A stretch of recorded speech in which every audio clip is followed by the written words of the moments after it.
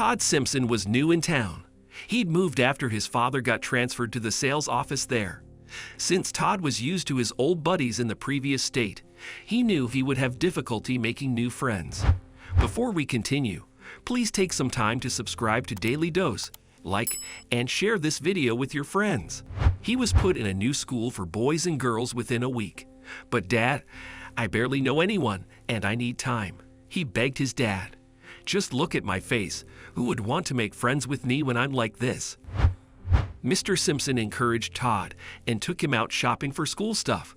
For some reason, Todd felt everybody watching him and covered his face with an oversized hoodie and muffler. I don't want them to see my face and pass mean comments, he muttered to himself.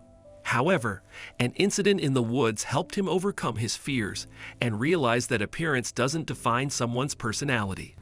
One of Todd's classmates in his new class, Scott, busily chit-chatted about their weekend at their private cabin in the woods. "Hey, so what time are we meeting on Saturday?" asked one of the guys as they marched on the autumn leaves. "Guys, I told ya, we need to start early. And bring your food basket because my parents are out of town," Scott exclaimed. "My sister doesn't cook." A few years ago, the boys had set up a recreational club in the woods near their school. This little cabin comprised amazing things to keep their spare time rocking. The boys brought their radio, potato furniture, lanterns, and cushions to make their club an amazing getaway. They loved hanging out there and playing D&D all day long. Scott monitored the club, and he kept their numbers fixed and constantly turned down the idea of allowing newcomers. "No new members allowed, is that clear?" he often said and turned down whenever the other boys suggested bringing in new invitees to their club. Unsurprisingly, Todd loved D&D too, and he was joining Scott's class in his new school. Todd was very nervous on his first day as he walked out, pulling over his hoodie. "Bye, Mom. Bye, Dad." Todd greeted his parents goodbye as he walked over to the school bus outside his house. He got in and noticed several empty seats and wondered if he could sit on a random seat. "Hey, not here. You're supposed to sit at the back," a fellow student shouted. "These seats are occupied." Todd nodded and walked to the back seat. It was uncomfortable, but he had no choice. He sat near the window and looked outside.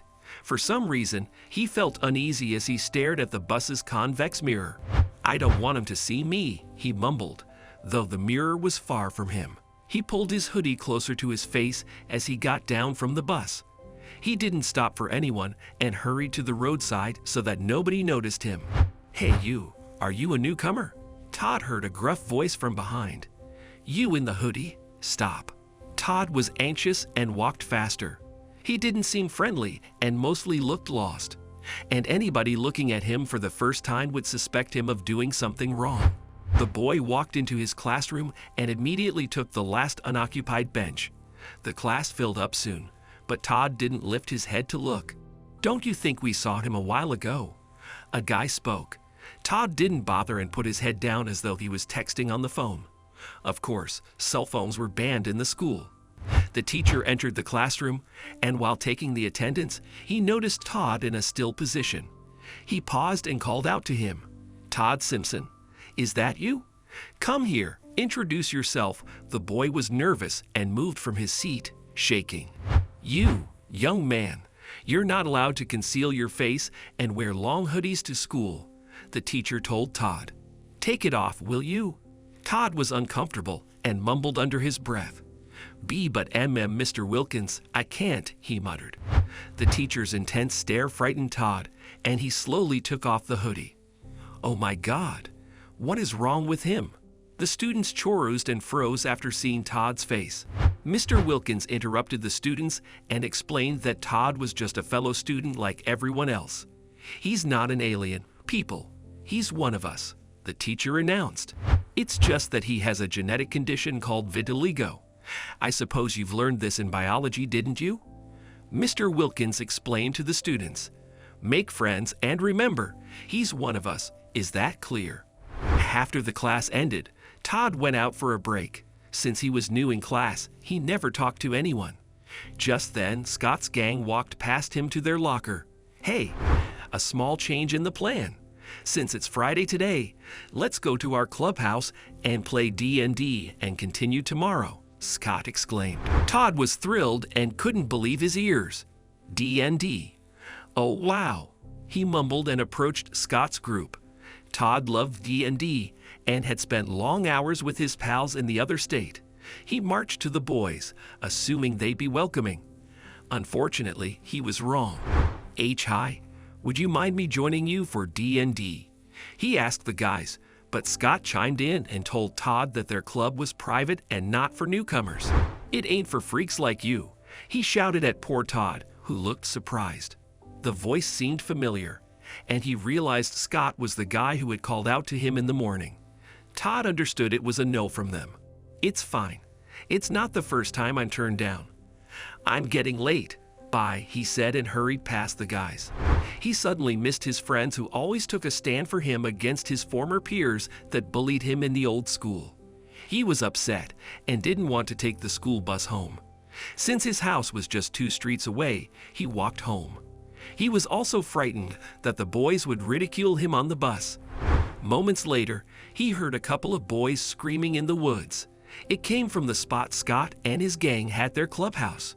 Todd was curious but ignored them. However, the noises were intense, as though someone was getting beaten up. He turned around and walked into the woods to find out what was going on. Todd entered the shelter and witnessed the chaos.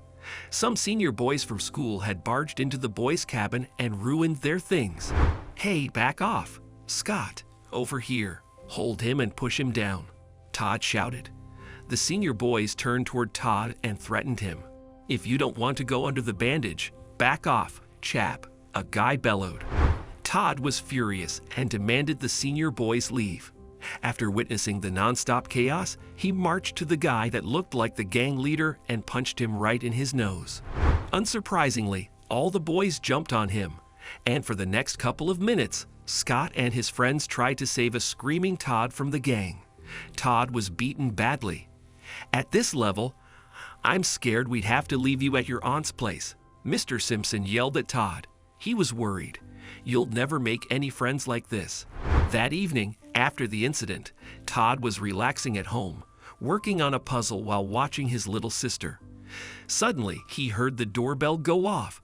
Oh no, I hope it isn't the senior boys again, he mumbled and hurried to the door. He opened the door and was surprised. Scott and his friends stood outside, each holding things like handmade get-well-soon cards and a little basket of chocolates. What are you guys doing here? Todd asked them. Scott stepped forward and said, We need a captain for our indoor club in the woods. The other boys agreed and chorused. Yeah, we do. And we decided that... Decided what? Todd chimed in. We want you to lead our club and be our head, Scott exclaimed. Todd couldn't believe his ears. He smiled and got teary-eyed. Before he could say anything, the boys swarmed around him and gave him a big group hug. That evening, the Simpsons hadn't seen their son happier. Dad, I need to leave. My friends are waiting outside for me, Todd told his dad. Where to? He asked Todd. The boy smiled and told his dad about his new friends and their club. Todd left the house that evening without wearing an oversized hoodie concealing his face.